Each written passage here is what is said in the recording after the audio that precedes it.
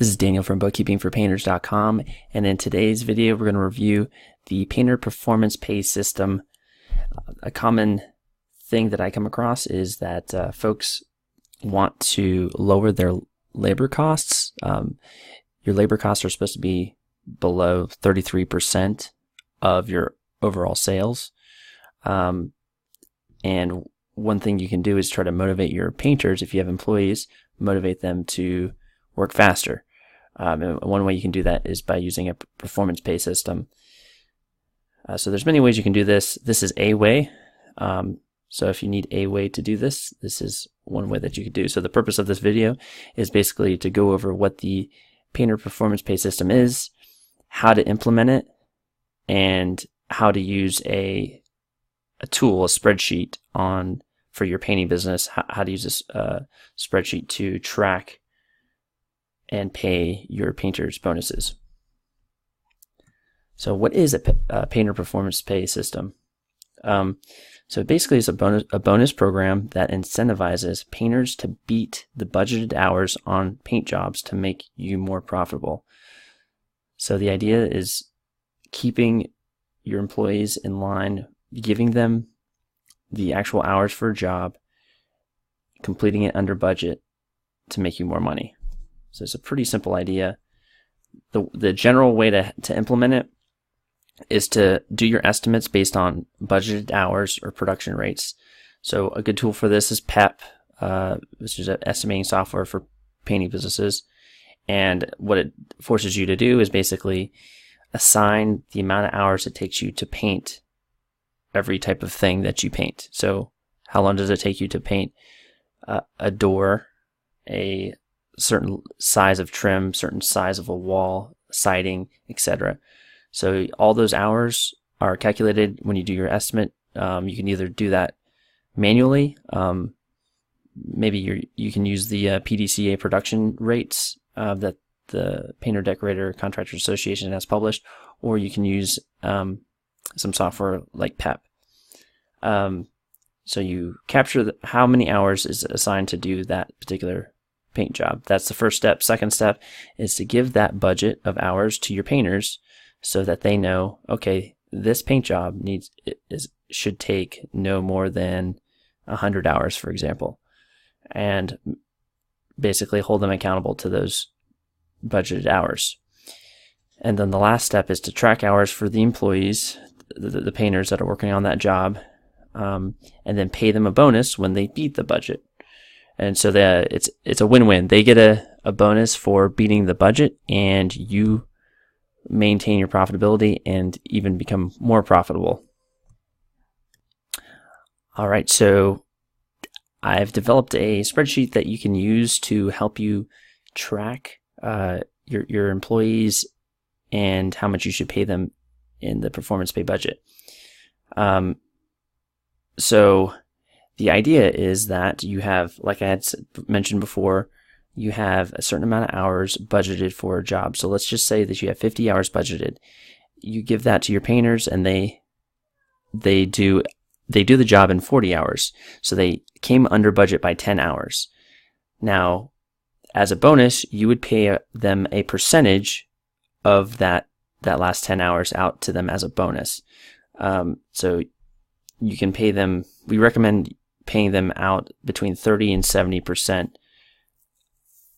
of that saved labor cost as a bonus back to the painters. The reason why it's between 30 and 70% is because, one, you might have a callback on the job for touch-ups. You also have the administrative costs of actually doing this program. So you don't want to pay them out the whole 100% of the 10 hour, just in this example, between 30 and 70%. And so let's get into how to actually use this spreadsheet. So first thing you want to do, and the directions are right here, listed on the spreadsheet, but we'll just go through. First thing you want to do is actually put in your employee's name and their hourly rate. And this is their base hourly rate that you want to put in there. So once you put in the names and the base hourly rate, you then put your percentage of saved labor that you want for the bonus to go back to the employee. And like I said, the recommended amount is between 30 and 70%. Then here you have what your hourly labor rate is. And this is just without burden or anything like that. This is just the raw gross wage that's going to the painter. So there's a default amount, which takes the average of your painter's rates here and just uses, that's the default. If you want to use a different rate, you can manually plug in. So maybe you want to use $18 an hour instead of 16. You just plug that in there and you're set. So the next, but the biggest thing to keep in mind for your labor is that you want your labor to be 33% or under the sales price. So just to illustrate that for a second here, let's say that there's 50 hours budgeted for the job times your $18 an hour hourly average labor rate. $900 in labor is what you have there for a 50-hour job. Basically, times that by 3. So you should be charging your customer at a minimum $2,700. All right, moving to the next sheet. This is the part of the performance pay sheet that we're going to actually enter in the payroll information. So we start out by putting the payroll dates.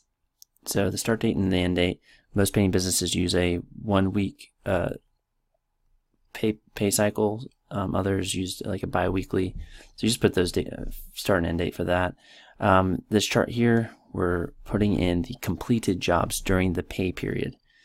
So these are the jobs that were finished and the check was collected from the customer.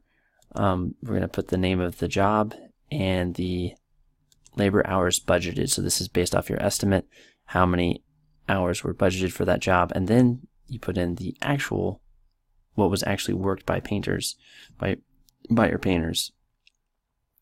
And then on the far column, automatically calculated is the amount budgeted, which is basically the total hours budgeted times your labor hourly rate here.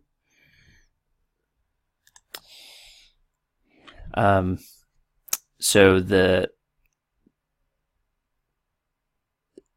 next part of this sheet, if you look over to the right, we have the information for the employees. So we have the employees listed here, and the pay rates based off of the first sheet, and then we put in the total hours that they worked during the pay period. So between March 15th and March 21st, put the amount of hours that they worked. The next part is actually putting in by employee what jobs they worked on that were completed during the pay period. So in this case, we had 2 jobs completed during the pay period, and we had Charles Griffin and Justin Strong that had worked on these jobs. So what we do for Charles Griffin, we select that Teresa May was completed, and then we put how many hours Charles Griffin worked on Teresa May's job.